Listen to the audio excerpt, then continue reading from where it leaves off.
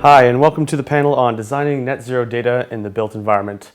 Today we'll be talking about how data is used in addressing the current climate crisis, but specifically we'll be focusing on the use of data for embedding in reducing carbon in the built environment. So I'm Josh Daddario, I'm the principal consultant at the ODI, and I'm joined today by a panel of experts from the built environment sectors to talk about this important topic. So joining us is Sowmya Parthasarathy, the Director of Urban Design and Masterplanning at Arup. Arup is a global engineering and design firm focused on sustainability. Also with us is Gavin, CEO of Icebreaker, a nonprofit creating a web of net zero data to inform net zero decision making. And finally, we have Roxana Bompa, Chief of Staff at World Green Building Council, a nonprofit network of national green building councils committed to reducing carbon emissions in the built environment. So thank you all for joining us. The first question today is going to go to you, Sowmya. So what is, in your view, the role of data and data infrastructure in the design phase of the buildings and the built environment projects? And how does that kind of lead to the reduction of carbon throughout the life cycle of built environment projects? Thank you, Josh. So setting good foundations in the early stages of design is the best way to achieve sustainable and resilient outcomes down the line and over time. So this is true in the design of our built environment, obviously, of infrastructure, design of our products, or design of services, or any design really. Addressing our carbon footprint is not just a technical endeavor that comes down the road. It is absolutely intrinsic to the design process, and it must be addressed at that stage. Just as an example, if we decide to build a city or a new development in the wrong location, no amount of electric vehicles or renewable energy used later will be able to erase the continuous adverse impact of that early decision. Conversely, if we are able to pick the right location, ensure that we are working with other systems such as nature or hydrology, instead of erasing or forcing out other natural functions, we would have set the stage for a virtuous cycle of good design and sustainable design. So now many of these principles of good design are in fact well understood in an intuitive way through generations of practice and learning. So I'm an urban designer, and I broadly know what constitutes good design and what is likely to be sustainable. But in today's context of climate change, there are urgent drivers of design that can't be addressed in the usual way. It's become quite imperative that we look at data, be that about carbon emissions, about flooding, biodiversity loss, pollution, social equity, act on that data, measure the outcomes, and then learn to apply it to the next assignment. I don't think the principles of good design have changed very much, but we have urgent new objectives that need us to innovate and do things differently, and we can't do that without access to data. I would just end by saying one challenge is that early design decisions often happen when detailed data about the context or the project itself is not yet available. So in those instances, it's really critical that we have good benchmarks and rules of thumb that we can rely on. For now, many of these good design benchmarks are still old, and for me, there's an urgent need to have reliable new benchmarks based on good data. Thanks so much, Sowmya. So we all know that in built environment projects, this requires a lot of different organizations and actors working together. So my next question is to you, Roxana. How can data-driven collaboration help us achieve our net zero goals in the built environment?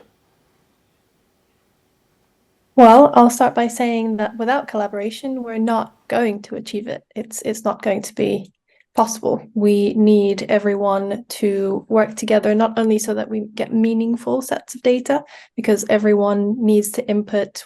No one is an island. No one works on their own.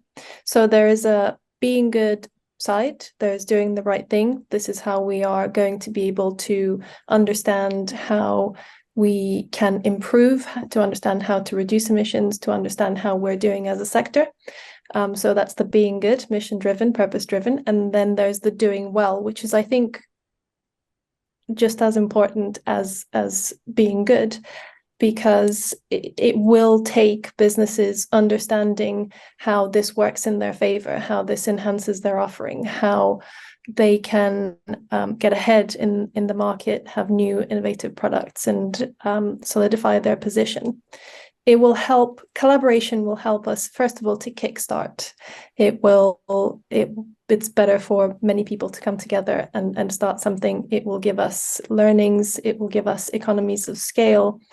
It will show the strength of the movement and why this is important, so that we can then move to the next and most important step, which is getting policy aligned behind the movement and behind many actors asking for the same thing and showing why it is necessary and why it's viable. And it will be a process of give and take. If we learn together to work together, there's much more of an impact that we can have.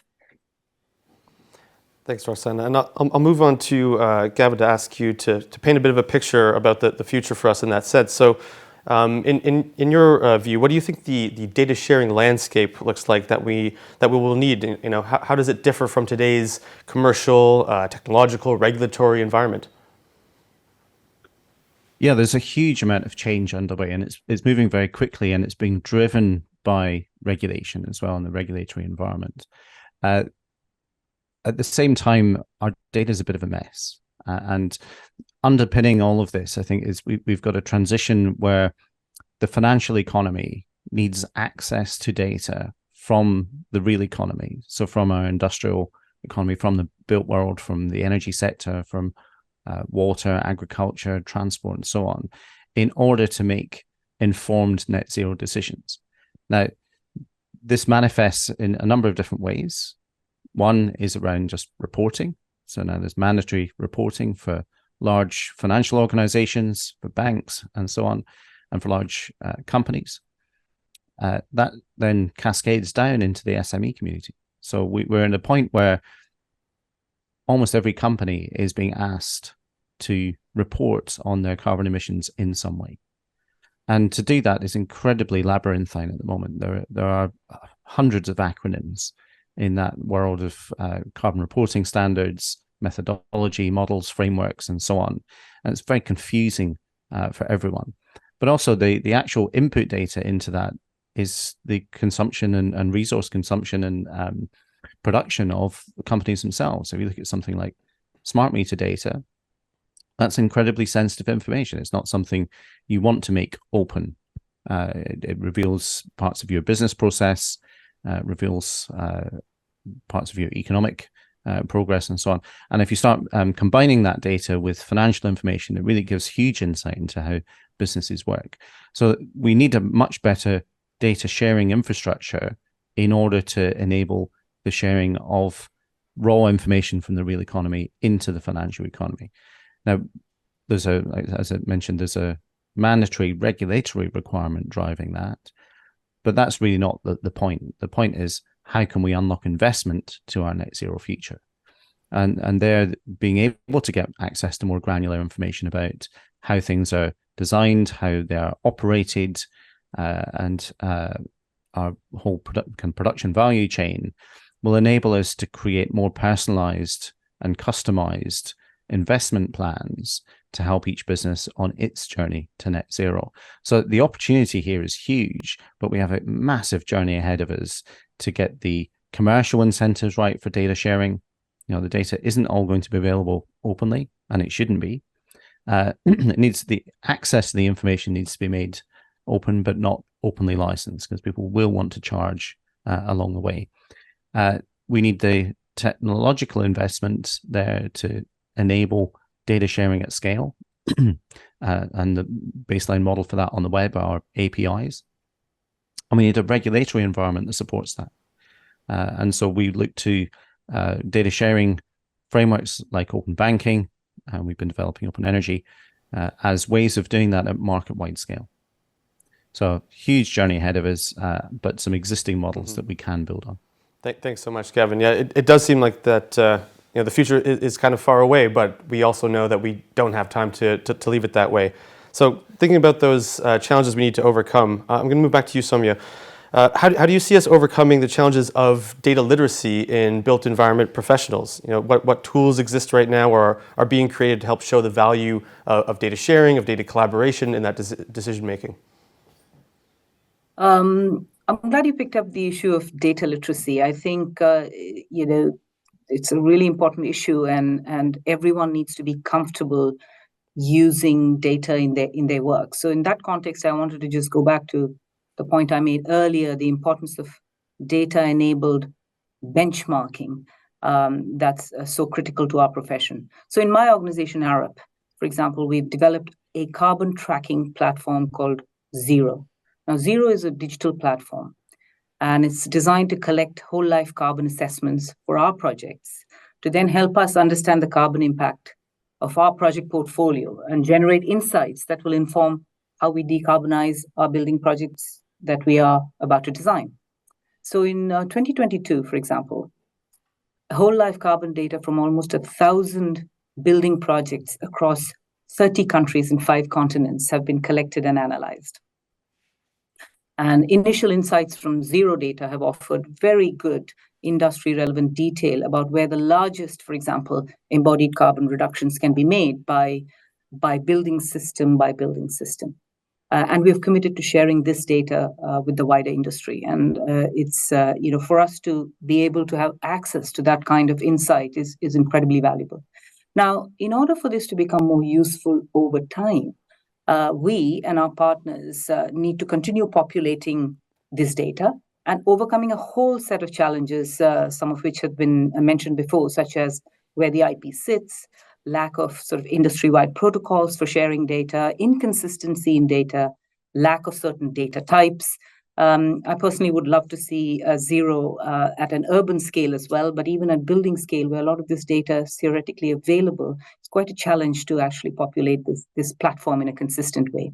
I would say that at the moment, there's a plethora of such tools out there, and there's an urgent need to improve them to a point where they can be reliable and create those benchmarks for designers and professionals to use. It's a very powerful capability to have tools, visualizations, and tools of this kind once we overcome the many small and large hurdles along the way to make it, to scale it up, not just have different companies doing their own platforms, but how can you combine it so it's useful for the industry as a whole?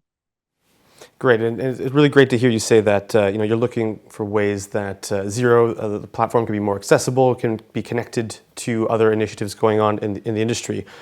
Which brings up my next question back to you, Roxana, about the challenges around that collaboration. So, what is the World Green Building Council doing right now to help navigate these competing incentives, goals, and investments that exist in the built environment today?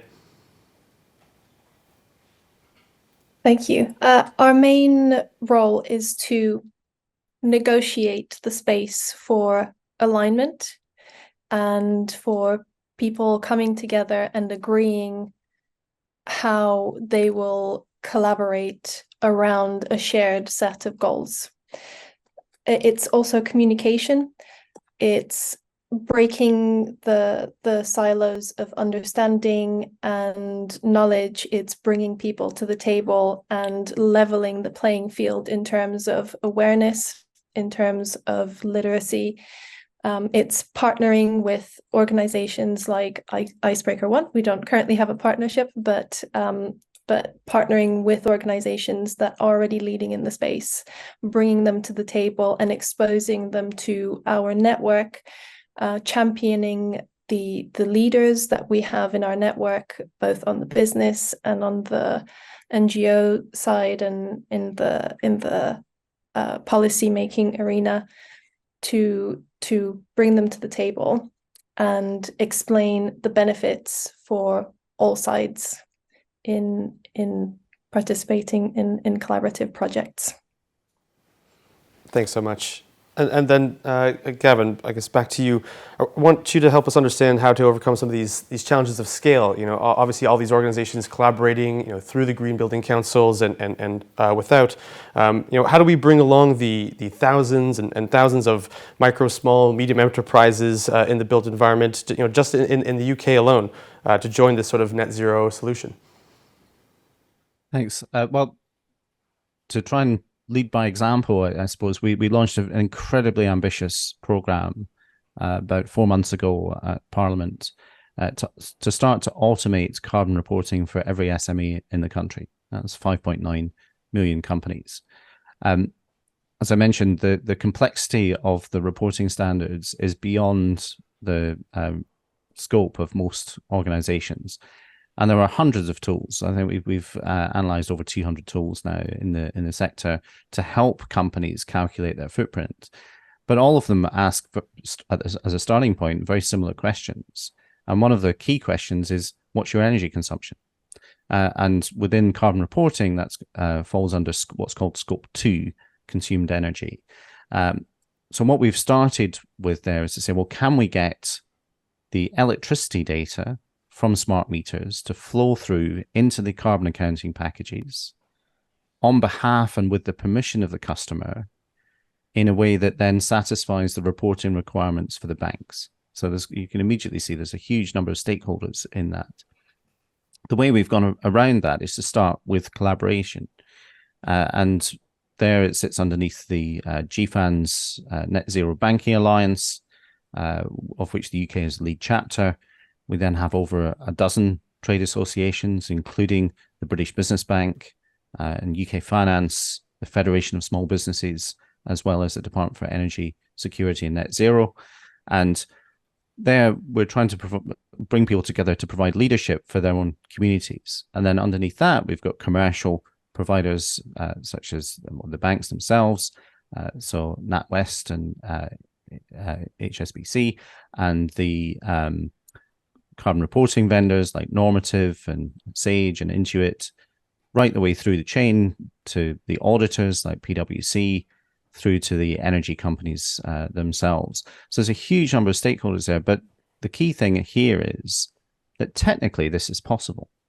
The biggest challenge isn't technology. The biggest challenge is creating the right legal framework, the right policy framework so that the data can flow, but that everybody's protected in that system. What we don't want to see as an outcome is that the data ends up being used to disadvantage organizations. We've heard from the banks that there are billions waiting to be invested in the net zero journey. And one of the big challenges is, well, how do we know that what we're investing in is going to deliver those targets? And so taking that outcome-based approach has enabled people to gather together very rapidly. And there's over 100 people now involved in co-designing what that solution could look like. And there, the collaborative piece is very much about the pre-competitive access to data. So how can we get access to all this information to enable the various commercial vendors in the mix to then compete in the game, compete on the analytics, compete on the services and speed to market of the various net zero solutions. Great. Thanks so much, Gavin. We only have a few minutes left, so I wanted to sort of end with the same question to all of you, and that's going to be what the call to action is. So, given what we've discussed today and the need for collaboration, what is your call to action for those working in the built environment? I'll start with you, Roxana, for a change. Come and talk to us now. Today, come and collaborate now. It's as simple as that. It's don't wait. There isn't any time. The more you wait, the later you'll be to the table, the less beneficial it will be for you. Great. Well, that's a very, very simple, straightforward one. So thank you, Gavin. Back to you for your call to action for those. Yeah, I think here it's around connect, don't collect. I think that we see thousands of initiatives all trying to create the best database in the world for whatever the category is. The advantage of collaboration, again, is how can we connect all that information faster? And how can we collaborate on standards development, but develop those standards through implementation rather than sort of siloed development. Great, thank you. And Sowmya, the best for last, we've come to you for your call to action for those in the built environment sectors. 3 quick points. 1, I think every organization needs a data strategy. 2, they need to promote widespread data literacy amongst its members, particularly those whose day job is not about data. And 3, make the use of data intuitive and less scary. I think what we don't want is for the data people to become more and more niche in their organizations, speaking a language and developing frameworks that others don't get it all. Great. Well, thank you so much. So big thank you to the panelists for joining us today and giving us some great insights into the value of net zero data and data sharing in the built environment. And thanks to everybody watching today, and enjoy the rest of the day's events.